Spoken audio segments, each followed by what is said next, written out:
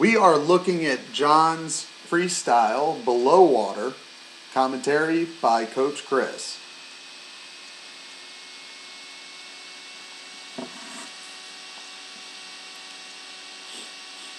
Now John's doing a lot of the stuff we talk about under the water, so I really like what I'm seeing. That turn was a bit of a botch. I think he landed in the wrong spot. But his above water turn was exactly what we want. So I'm not going to beat a dead horse and harp on him for that turn, because I think by and large he's doing a good job with the turns. We'll take one more look at it. Just kind of having trouble judging the distance. There's no rope there. Bringing the feet over, and he just kind of misplants his feet. See how he has to make that adjustment, and it gets him a little bit deeper than he wants.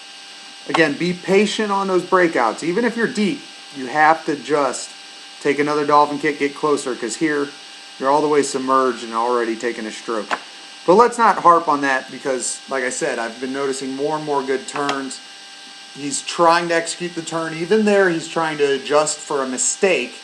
It's not that he doesn't know what he wants to do. It's just he's dealing with a landing that went bad. So nothing wrong with that. That's how we learn. Let's get into this freestyle stroke, though, and talk about what I like. Okay, first off, we talk about this all the time. Head position, exactly spot on. Down and forward with the eyes, that's where we want to be. Reaching down and forward, just like where we're looking. Exactly how we talk about. And we're going to see that on this other side, too. Boom. Same thing. Really like where he's reaching, where he's extending. And that is really, really solid. Now, let's get to some nitty-gritty, though, and talk about something. So, we talked about the falling phase. Now we have the extension phase. Once this hand gets in and we extend to our maximum reach, before we pull, we need to add our anchor phase. So we have the falling stage of the recovery. We have the extension or reaching phase where we're lengthening out and rolling our little last bit onto our side.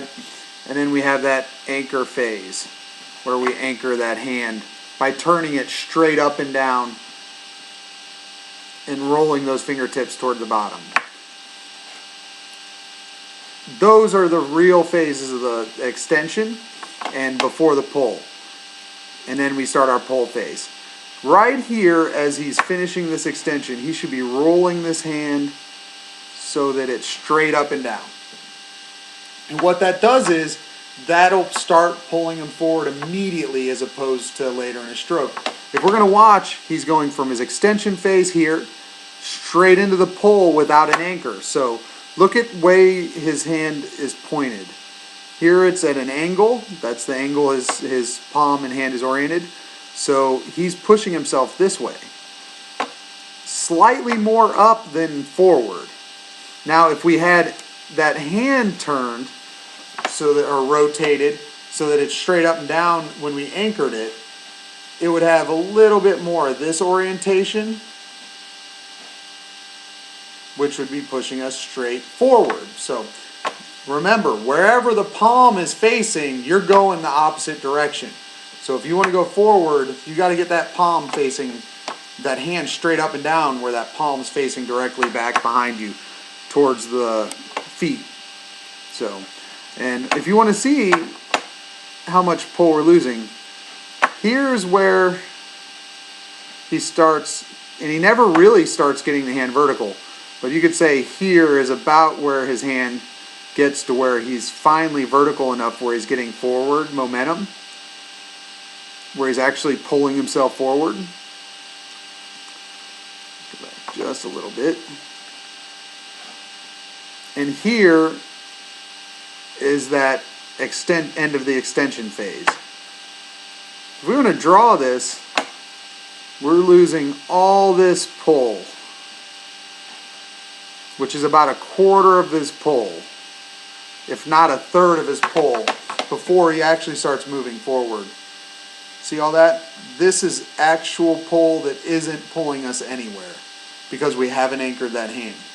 Now when we get here, the hand's automatically anchored because again, if it's straight up and down, it's anchored and moving you forward. So at this point of the pole, he's actually going to push himself forward more than the other part.